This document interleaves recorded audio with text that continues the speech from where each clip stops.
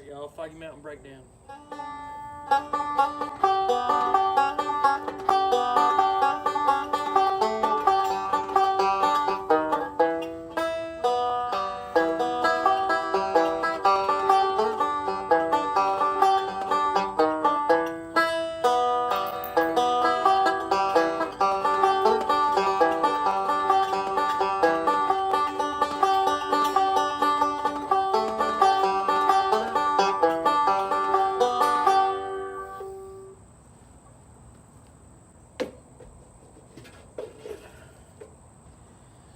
So I'm in my new place for the vlogs, which is the tailgate of my new truck, which is an 85 Toyota 4Runner. An 85 Toyota 4Runner is a very special vehicle because it's the only year that they made the electronic fuel injection and the solid front axle at the same time. So it's actually a vehicle that, unlike most vehicles, this vehicle actually appreciates.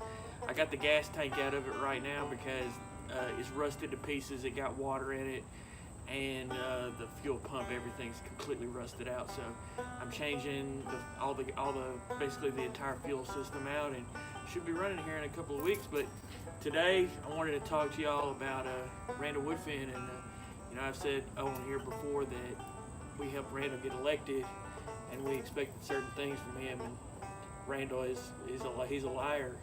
He didn't do anything that we asked us to do. He hasn't done Sanctuary City or anything resembling Sanctuary City like he promised. He hasn't helped cooperatives like he promised. He hasn't helped community land trust like he promised. He hasn't had citizens oversight of policing as he promised. He hasn't had participatory budgeting as he promised. He has not done anything progressive that he's promised, and it's really unfortunate because he's going around the country giving interviews and acting like he's this young progressive millennial darling, and he's actually none of that. He's not a significant departure from his predecessor, and he's completely controlled by over-the-mountain capitalists or the big mules, however you want to call it. He does their bidding just like every mayor in Birmingham has done their bidding ever, and it's really it's unfortunate because I went to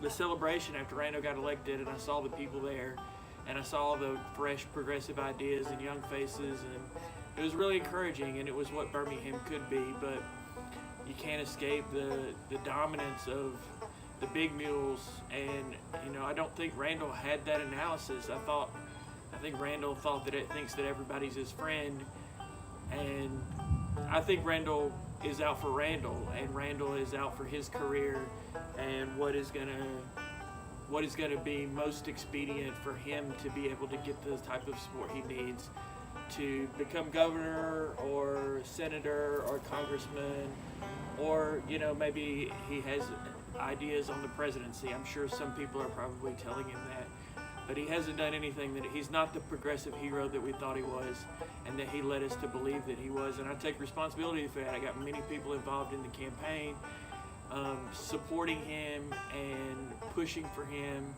and he's a liar. And we had people who told us that he was a liar before the campaign was even over, and they said he's never going to do the things that he said he's going to do, and they were right.